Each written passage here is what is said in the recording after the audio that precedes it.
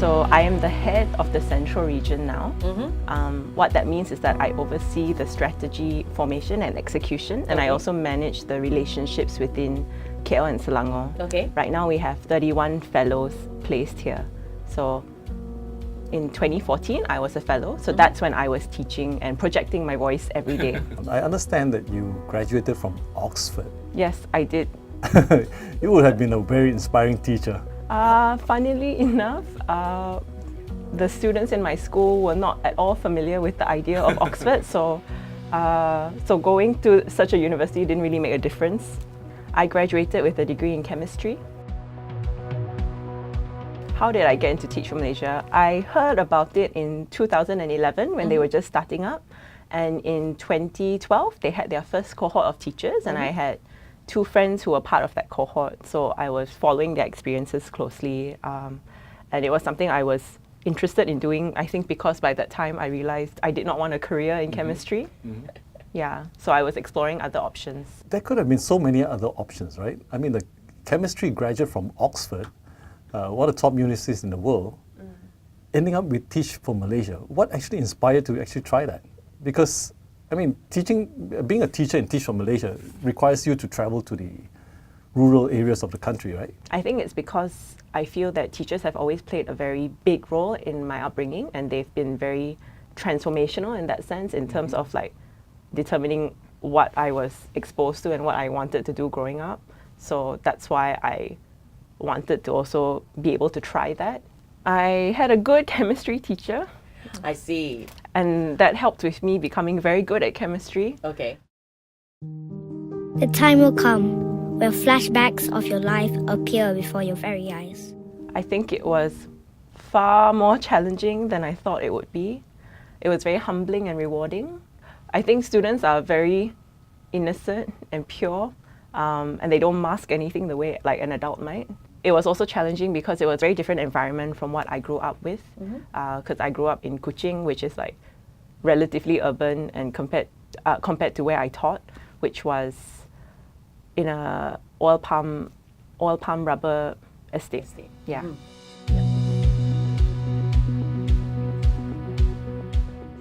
The game that Teach for Malaysia playing is a very long game, so it's very hard to say whether the impact they're trying to achieve has been achieved, because I don't think we'll see the results of it till much further down the line. What Teach for Malaysia is trying to do is to create a movement of leaders who work to address education inequity in the country, so that you will not think twice about which school you send your child to, because every school will provide your child with an excellent education. I would say small proof points. So one example that I think the Jungle people is familiar with is a school in Klang, where they've been running a program called Project ID, Impianku Destinasiku. So in that school in Klang, what they found was that the Form 1 students there, they have an idea of what sort of ambitions they want to achieve, but they have no idea how to get there. So what they did was provided them with training and also coaching in certain soft skills. And that's been going on since 2013. Over the years, the program has evolved more into a student leadership type program. The outcomes that we've seen are that the students from those programs become role models for other students in the school.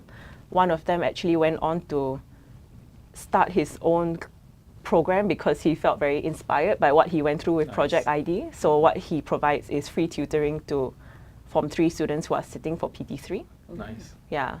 And they've also gone on to conduct workshops and modules for other schools. And that's the sort of confidence that they've gained from the program. Yeah. There are quite a lot, but at the same time, they're not necessarily all the same.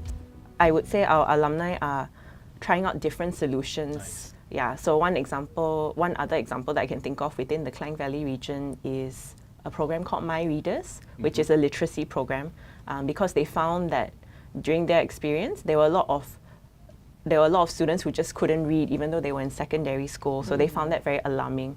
And being able to read is actually very empowering. So they came out with literacy toolkits, and they've been working with different schools in Malaysia with the vision that one day all children in Malaysia will be able to read. Because right now that's not the case. There are some schools that people go to where even in Form 1, the students only know the alphabet up to the letter M. The model that a lot of students went through was very teacher-centered. Yep. And resulted in a lot of passive students. So there's a lot of copying, but not necessarily understanding. Yep. The ministry is moving away from that. They are trying to move towards what they call 21st century learning and empowerment, I suppose, and making lessons more student-centered rather than teacher-centered. So the teacher acts more as a facilitator rather than as a lecturer. We actually recently also published a book called What Students Want, which was a compilation of like contributions from students about what they want, and it was also edited by students. How does Teach for Malaysia actually complement the existing education system? I think we complement the existing education system by bringing in young people who want to make a difference in the education system, and giving them the platform to better understand it by being teachers for 2 years. We also bring in a lot of public-private partnerships. So Teach for Malaysia is a great avenue for individuals or private companies who want to work together with schools but have problems with understanding the bureaucracy of the system.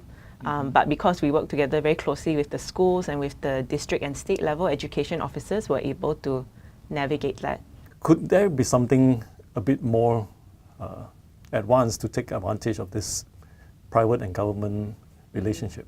We are exploring different things that we can do to add value. We haven't quite landed or anything just yet, but what we've seen other partners do, which we are interested in exploring, for example, in Teach for the Philippines, what they do is they have what they call an alumni ambassador program. So after their fellows finish the 2 years, they have the option of continuing for 1 year in government, but not in school. They can work at, say, the district level education office or within the office of the mayor and work on policy. So that gives them an avenue to impact more people.